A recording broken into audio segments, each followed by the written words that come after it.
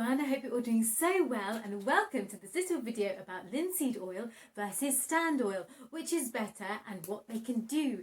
Also, thank you so much for amazing comments on my last video, and don't forget to subscribe if you are new. Start off by talking about linseed oil as an oil painting medium. Now, linseed oil has been used as an oil painting medium for hundreds and hundreds and hundreds of years. It is the geriatric of the oil painting medium world. This is what cold pressed linseed oil looks like. You can also get refined linseed oil and a few other different types as well, but these are sort of the most popular ones. And why would you use them? Well, what's really great about this type of linseed oil is it increases the flow of your paint. It will decrease the brush strokes if that's something that you like. It also increases the gloss, and that's something that I prefer.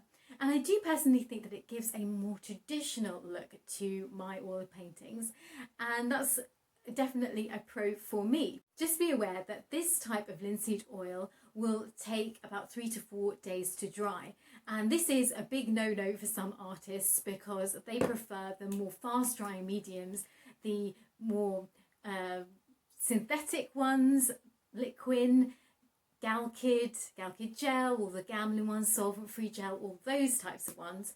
But of course, if you like a more traditional type of medium, then also an important point to note is that this type of linseed oil, the cold press, which is a very yellow in appearance, some people say that it can yellow your whites over time. So if you are using white in your paintings, which most likely you will be, that they will turn yellow over time if you use this type of linseed oil. I have many times, and it's never happened to me. I think one of the reasons is nowadays the production of linseed oil is getting more refined and there's less impurities, and so there's less risk of yellowing, but it is something to consider. Here is a painting that I created using linseed oil. I hope you like it. As you can see, it was painted a few years ago and it hasn't yellowed. Of course there is yellow in it, but the areas that are not yellow have not yellowed. Does this make sense? About stand oil. Stand oil is linseed oil that has been boiled for several hours, and it actually turns into this honey-like consistency. I don't know if you can see, but it's an incredible liquid to look at. I find it quite mesmerizing, and what's so interesting about it is it creates such an incredible gloss look. Now this is great because any glossy areas you can really sort of shine up in your paintings, but because it is so thick, I personally only use it on very small areas of my paintings, and some people, when they use it on larger areas, what they'll do is they'll mix it with solvent, for example, or something else. You must be thinking at this point, stand oil, it just sounds so incredible, like a dream, and it really is, because the sad thing about stand oil, the only sad thing, is that it takes a week to dry. So it is, again, a point to consider if you are an artist who likes to work in layers really quickly. But because stand oil is very often used from glazing, because it flattens out the brush marks, you could use it on your final layer of painting and then allow it to dry. Apologies for the flashing ring light, the very sneaky ring light.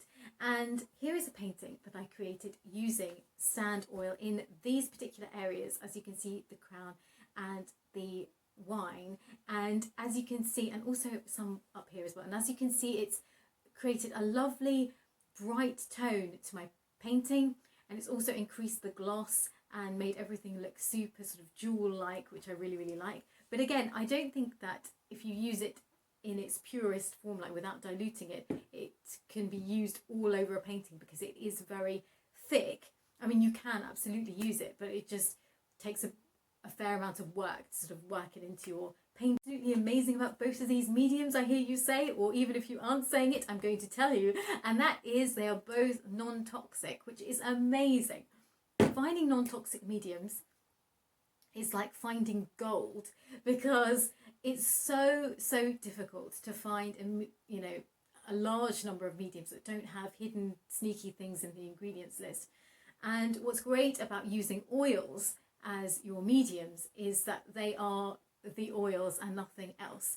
So it's a really amazing aspect of using more traditional type mediums such as these, and which is why I adore using them. Now, of course, if you have great ventilation, there's absolutely nothing wrong with using the more modern you know, alkyd based mediums, and I do use them myself from time to time.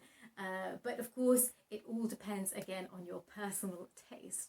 And I do hope that you enjoyed this video. It is pretty brief, and there are several reasons. One, my ring light is on its last outing in life. It is officially breaking down now.